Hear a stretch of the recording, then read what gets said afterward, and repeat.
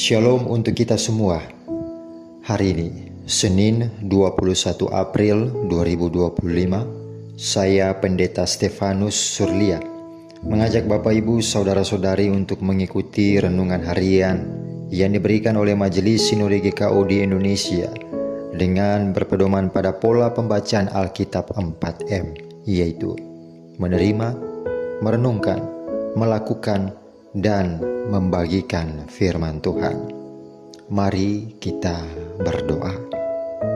Kami mengucap syukur kepadamu ya Allah atas kesetiaan-Mu bagi kami, sehingga kami dapat mengecap kebaikan-Mu pada hari ini. Saat ini kami akan belajar firman-Mu. Kami tunduk dalam otoritas Allah. Kami percaya akan kuasa firman Allah yang sanggup mengubah hidup kami menjadi serupa dengan Kristus. Bersabdalah ya Tuhan, kami siap untuk mendengar dan melakukannya. Amin.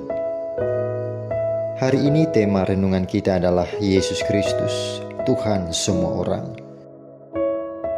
Sedangkan pembacaan firman Tuhan terdapat dalam Kisah Para Rasul pasal 10 ayat 34 sampai ayatnya yang ke-36. Demikian firman Tuhan. Lalu mulailah Petrus berbicara, katanya, "Sesungguhnya aku telah mengerti bahwa Allah tidak membedakan orang. Setiap orang dari bangsa manapun yang takut akan Dia dan yang mengamalkan kebenaran berkenan kepadanya.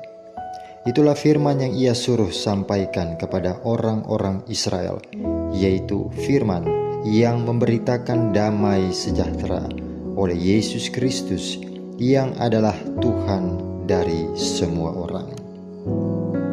Bapak, Ibu, Saudara-saudari, mari kita merenungkan firman Tuhan dengan menggunakan pertanyaan berikut ini. Pertama, bagaimana cara Yesus menjadikan keselamatan dalam dirinya bagi semua orang? Pertanyaan kedua, bagaimana cara kita tetap memandang sesama kita dengan baik, selayaknya Yesus memandang semua orang dengan baik? Bapak, Ibu, Saudara-saudari yang diberkati oleh Tuhan, saat ini toleransi adalah satu isu yang berkembang dalam kehidupan bangsa ini. Kata ini bergema serta dibutuhkan wujudnya ketika begitu banyak terjadi serangkaian perilaku intoleransi yang terekam dari satu kelompok agama tertentu kepada kelompok agama lainnya. Mengawali makna toleransi, kita akan melihat cara Petrus melihat keselamatan Allah lewat Yesus yang bergema menjadi sebuah inklusivitas dalam maknanya. Dalam seruan pada ayat 34, Petrus baru menyadari maksud penglihatan di Yope ketika Petrus tiba di rumah Kornelius. Petrus sadar bahwa peristiwa di Yope dan anugerah yang Allah nyatakan lewat Kornelius hendak menegaskan bahwa keselamatan yang dibawa Yesus tertuju kepada semua bangsa dan bukan hanya eksklusif bagi orang Yahudi saja. Dari sanalah Petrus menyadari bahwa selama ini pandangannya tentang keselamatan yang dibawa Yesus adalah keliru. Petrus segera merubah pemahamannya dan berani mengatakan bahwa semua orang yang menyatakan kebenaran Allah berkenan kepadanya. Lalu bagian ini ditutup dengan penegasan bahwa Yesus adalah Tuhan semua orang.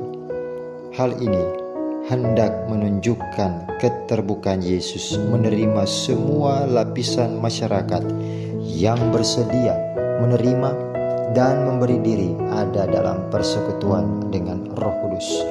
Kornelius menjadi bukti bahwa orang bukan Yahudi pun bisa memperoleh anugerah dari Allah.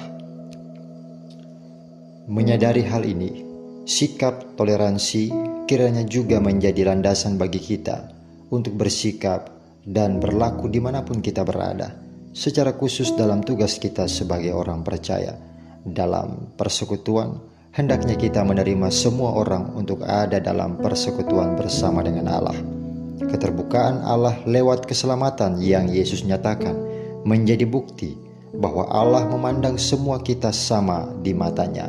maka marilah kita membawa sikap keterbukaan itu juga kepada sesama kita dalam sepanjang kehidupan kita.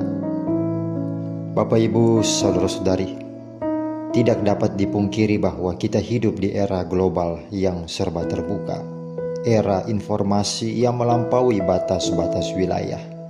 Namun hal ini tidak menjadi otomatis menunjukkan bahwa kasih dan keselamatan dari Allah telah menyebar dan diberitakan menembus batas-batas itu.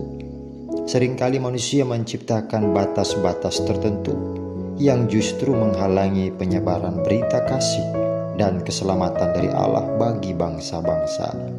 Oleh karena itu, kebangkitan Kristus kiranya menolong kita untuk kembali merenungkan bagaimana kita berelasi dengan orang lain dan bagaimana seharusnya kita memperkenalkan Kristus yang bangkit bagi mereka. Status kita sebagai orang Kristen pada satu sisi merupakan kebanggaan yang patut disyukuri. Mengapa? Karena pengenalan akan Kristus telah mendatangkan kemerdekaan bagi kita, kemerdekaan yang tidak mungkin kita dapatkan di dunia ini. Tetapi pada sisi lain, status kekristenan itu merupakan tanggung jawab besar bagi kita untuk menyatakan kasih dan keselamatan dari Allah bagi orang lain di sekitar kita. Suatu kesaksian bahwa Kristus telah bangkit dan telah menang. Bapak, Ibu, saudara-saudari, bagikanlah firman Tuhan hari ini kepada teman, saudara, rekan kerja, rekan sepelayanan, atau siapa saja yang kita jumpai hari ini, agar dunia tahu bahwa semua orang yang menyatakan kebenaran Allah berkenan kepadanya. Mari kita berdoa. Roh dan jiwa kami telah dikenyangkan dengan firman-Mu. Kiranya firman Tuhan hari ini dapat bertumbuh, berakar, dan berbuah dalam Kristus. Kami akan memulai semua pergumulan kami di hari ini. Untuk itu kami mohon perlindungan Tuhan. Kami meminta supaya Tuhan memberkati tugas kami, pekerjaan kami, usaha kami, pendidikan anak-anak kami, pergumulan pribadi dan rumah tangga kami. Di dalam nama Tuhan Yesus kami berdoa. Amin. Demikianlah renungan firman Tuhan pada pagi hari ini. Selamat beraktivitas. Tuhan Yesus memberkati kita semua. Shalom.